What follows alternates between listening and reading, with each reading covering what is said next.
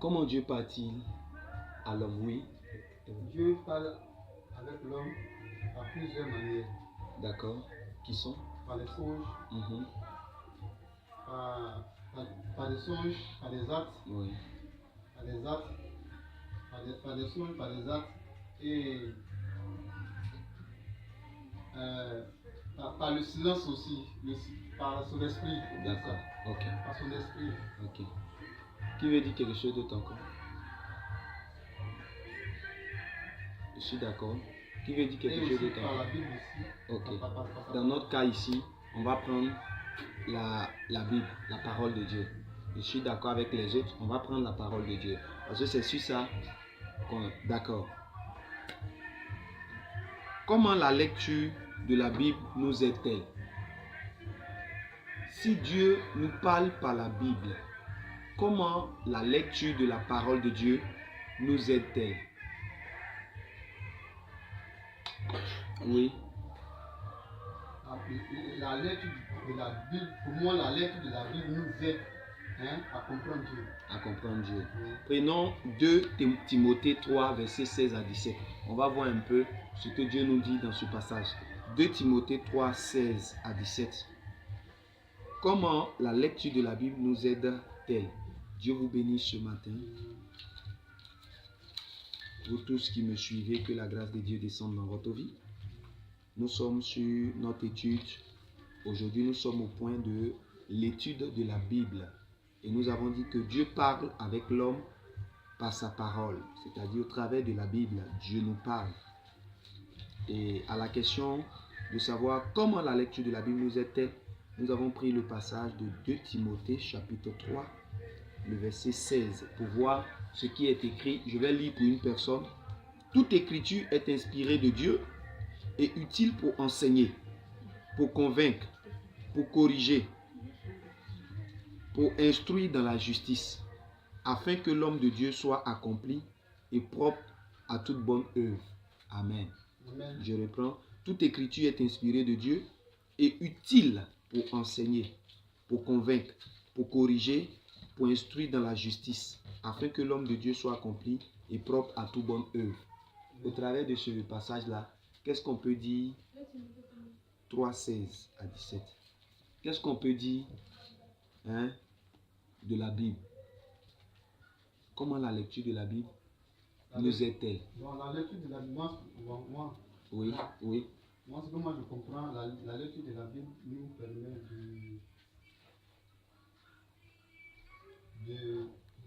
d'être éduqués. D'accord. D'être éduqués, D'accord. de comprendre Dieu Oui. et d'être sage. Ok. Amen. Ça répond d'une manière ou d'une autre à cette écriture-là. Effectivement, lorsque la Bible a été faite, elle est inspirée. Étant inspirée, il est dit ici que elle peut nous enseigner. Elle est faite pour nous enseigner. Donc, quand il parle d'éducation, c'est presque les mêmes.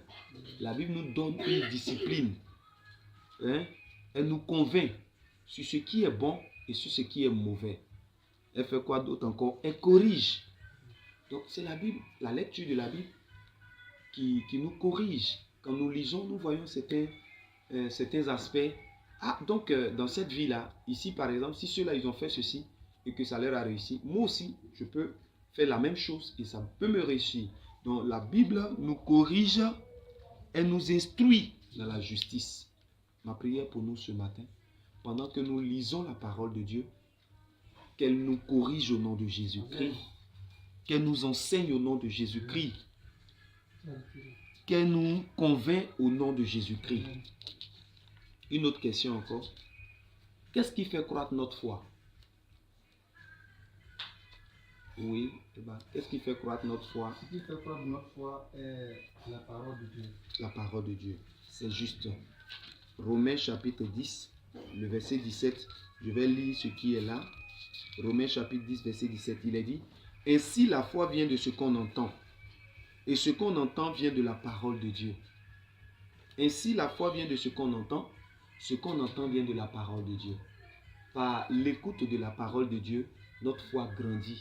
Quand on écoute la parole, ça crée en nous un espoir, ça crée en nous une force, ça crée en nous une base. Et c'est cette base-là qui nous fait grandir au fur et à mesure. Dans la vie, au fur et à mesure que nous avançons, nous commençons à comprendre comment Dieu est au travers de sa parole. Et ça nous fait grandir. Toute personne qui prend la parole de Dieu au sérieux, qui l'entend, qui l'écoute, qui cherche la parole de Dieu, la personne grandit. Ce n'est pas la croissance physique, je parle de la croissance spirituelle. Car elle se nourrit de la parole de Dieu. Elle prend la parole de Dieu pour faire son quotidien. Elle dit que la parole de Dieu est son pain ou bien son eau de vie. Donc chaque jour, la personne cherche Dieu au travers de sa parole. Dieu nous bénit au nom de Jésus. Quand devons-nous lire la Bible? C'est la question que je pose. Quand devons-nous lire la Bible? Oui, bah. Nous devons lire la Bible en tout temps et en tout lieu. En tout temps? En tout lieu. D'accord. Je lis un passage, Actes chapitre 17, verset 11. Ces Juifs avaient des sentiments plus nobles que ceux de Thessalonique. Ils reçurent la parole avec beaucoup d'empressement et ils examinaient chaque jour les Écritures pour voir ce qu'on leur disait, si ce qu'on leur disait était exact. Tu as dit quoi? Tu as dit quoi? La réponse que tu as donnée, tu as dit quoi? J'ai dit que... attends, la question... J'ai posé la question de savoir quand devons-nous lire la Bible? J'ai dit que nous devons lire la Bible en tout temps et en tout lieu. En tout temps et en tout lieu. Voici ce que certains Juifs ont fait, eux. Ces Juifs avaient des sentiments plus nobles que ceux de Thessalonique. Ils reçurent la parole avec beaucoup d'empressement et ils examinaient chaque jour les Écritures pour voir si ce qu'on leur disait était exact. C'était des personnes qui étaient dans un lieu, ils se sont donnés au Seigneur et ils voulaient savoir si la parole qui était prêchée ou qui était dite là, si la parole était juste, était exacte. Donc chaque jour, quand on leur disait quelque chose, eux ne s'arrêtaient pas seulement à écouter, mais à aller faire des recherches. À l'université là, les professeurs là donnent des choses, des tests ou des thèmes de façon vague. Toi l'étudiant, tu es censé faire des recherches. Et aujourd'hui, dans le système qu'on a là-bas, c'est le système LMD. Dans ce système-là, le professeur fournit 25% des cours ou de la, je dirais de la science ou de l'étude à l'élève. Et les 75% qui restent, c'est l'étudiant lui-même qui doit faire ça. Ça peut rejoindre ce qu'on est en train de dire ici. Chaque fois que tu entends, la parole de Dieu, si même tu n'as pas le temps, mais tu dois te documenter.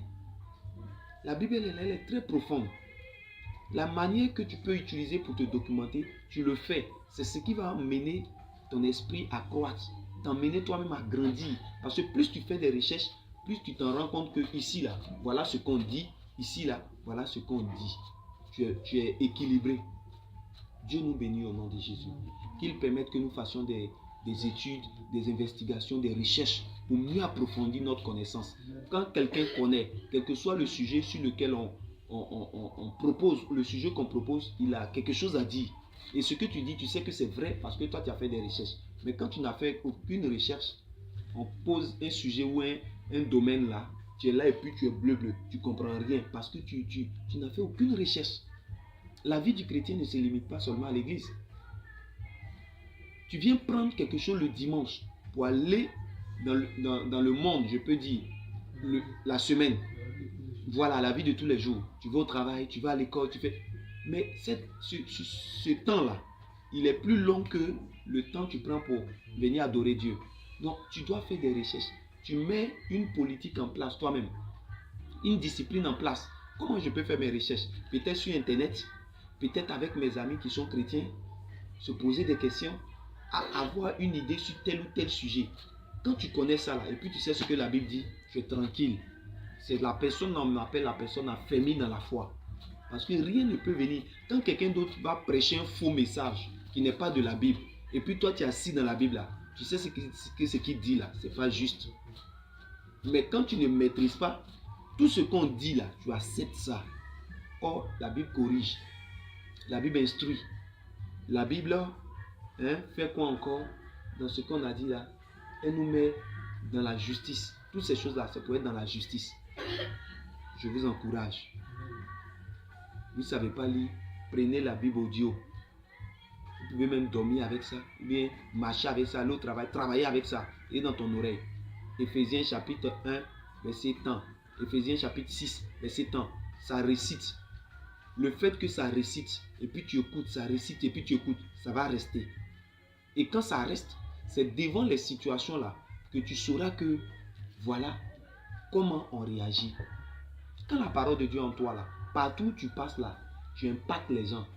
Tu impactes les gens. Tu sais ce que tu dois faire. Actuellement là, où je suis parti à l'université là-bas. Bon, nous dans notre groupe là, il y a des personnes, des grandes personnes qui peuvent être là, comme des jeunes aussi. Mais la plupart du temps, c'est des jeunes. Donc nous, on est un peu plus grands par rapport à eux. Ils viennent, par exemple, et puis, ils sont assis dans une salle. Et puis la salle est sale. Et puis ils sont assis dedans. Ça ne leur dit absolument rien. Ils sont dedans. Les bouts de papier, les trucs. Et puis, ils sont assis. Quelque temps, je suis parti là. Ça fait que tout le monde a les yeux sur moi. Parce que la parole de Dieu est en moi. Je ne prêche pas la parole, mais prêche la parole par des actes. On est assis dans tout. Je viens et puis j'arrive. Je ne demande pas à quelqu'un, va prendre un balai pour venir en balai. Moi, je vais prendre un balai avant que le professeur n'arrive.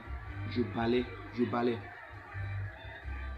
Quand je commence à balayer net, les jeunes qui sont là, ah, mais vous les femmes là, à la maison, on sent que même vous ne balayez pas. Voilà ça le monsieur. Allez-y prendre la main là. Et puis ça devient des rires dans la salle. Donc souvent à cause de la honte, il y a certaines filles qui sont obligées de dire, il faut laisser.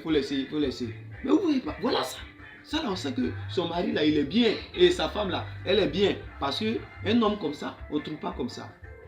Quand la parole se trouve en toi, partout où tu vas passer là, tu vas impacter les gens. À cause de ces petits, comment on appelle, des petits gestes comme ça, cachés, que je fais. Il y a un professeur là, il a demandé à là-bas, les chefs de classe, on les appelle délégués. Il demande le monsieur là, son nom c'est quoi? Je suis parti là, je suis rien. Personne ne sait, peut-être c'est par les photos là que les gens peuvent savoir que lui là c'est un pasteur. Mais j'ai changé mon nom et puis j'ai enlevé aussi mes images façon là. Donc voilà, les gens ne savent pas trop qui il est. Demande au délégué là, le monsieur là, il est quoi? Le jeune là, il est quoi? Je veux son nom. Oh là-bas, mon nom là, c'est compétent. C'est ça, ils savent. Ils ne connaissent pas mon nom. Donc peut-être qu'ils voulaient me faire plus. Ils regardent. Il n'y a pas compétent ici. Donc son nom c'est quoi? C'est de donner Nda, dans un Nda. Il n'y a pas de problème. On est parti là-bas là, c'est pour aller faire aussi un travail.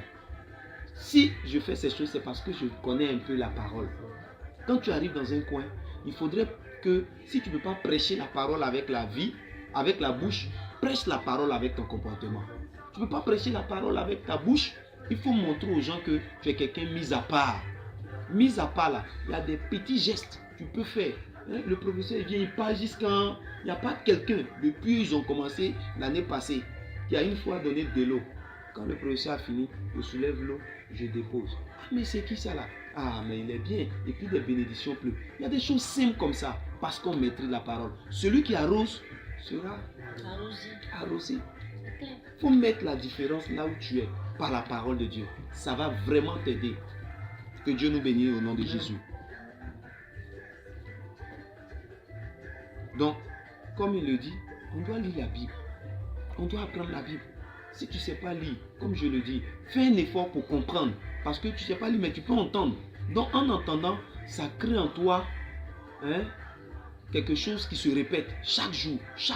En écoutant, tu sais que ici, là, c'est comme ça on fait. Avant, là, je ne faisais pas ce que je fais aujourd'hui. Mais c'est l'étude de la parole de Dieu. Et en croyant que si ce que la Bible dit, là, on fait, ça marche, je l'ai fait et puis ça marche. Et c'est ce qui est devenu ma vie aujourd'hui. Quand il y a une situation, ce que je fais d'abord, qu'est-ce que la Bible dit par rapport à ici? Mais si tu ne maîtrises pas la Bible, comment tu peux savoir que quand il y a une situation, tu te réfères à la Bible? Oh, en te référant à la Bible, tu te réfères au Dieu qui a permis qu'on écrive la Bible. Alléluia. Ce Dieu-là n'est-il pas capable de changer les gens? Imaginons que la Bible n'existait pas. Les gens avaient des semblants de je peux dire, d'ordre ou bien de respect. Mais ça là, c'est insuffisant. C'est la Bible qui est la norme. Si toi, tu te mets sur la Bible, je t'assure, sur cette terre-là, tu n'auras pas de problème avec quelqu'un. Aucun. Actuellement, ce que je suis en train de rechercher à Dieu, je vous livre le secret de mon cœur. C'est la discipline personnelle. La discipline personnelle. Quand tu es discipliné personnellement, c'est la Bible qui peut t'emmener à être discipliné. Et c'est dit ici, quand tu as une discipline personnelle, qui peut te faire quoi? Si quelqu'un s'énerve contre toi, tu te calmes. Si quelqu'un t'injure, la discipline personnelle t'emmènera à savoir comment tu te comportes. Quelqu'un te tape, tu sais comment tu dois te comporter. Devant le mensonge, tu sais comment tu dois te comporter. Tu es avec quelqu'un, la personne veut de toi. Comment tu dois te comporter, toutes ces choses-là. Devant les études, comment tu dois te comporter. La Bible est la meilleure discipline. Et chaque jour, ma prière, c'est que Dieu m'apprenne à mieux me discipliner qu'avant. Parce que ce n'est pas comme ça que je dois me comporter naturellement. Le Saint-Esprit a son comportement et le mauvais esprit a son comportement. Que l'Esprit de Dieu me donne son comportement pour que je puisse être un homme discipliné. Si tu es discipliné, je t'assure que Dieu va ouvrir les portes grandement dans ta vie. Des choses même que tu n'auras pas demandé, Dieu va te l'accorder. Parce que tu as demandé une chose exceptionnelle, la discipline. Quelqu'un qui est discipliné est une personne qui a l'amour en lui. Quelqu'un qui est discipliné est une personne qui a la douceur en lui. Quelqu'un qui est discipliné est une personne qui a la joie, la paix intérieure. Et tout ça, ça quitte dans ton homme intérieur. Afin que ton physique là, il puisse mettre en pratique ce que ton intérieur a en lui. Je ne te parle pas de discipline physique. Discipline spirituelle, rares sont les personnes qui arrivent à le faire. Même des bouddhistes, s'ils ont pu faire discipline personnelle là, tu vas voir qu'ils marchent tranquillement, ils n'ont pas de problème avec quelqu'un. Tu peux faire quoi que ce soit, mais ils ne s'énervent pas. Est-ce que tu as une fois dit ça? Moi là, il faut que je fasse tout pour ne pas m'énerver. Tu t'as une fois dit ça?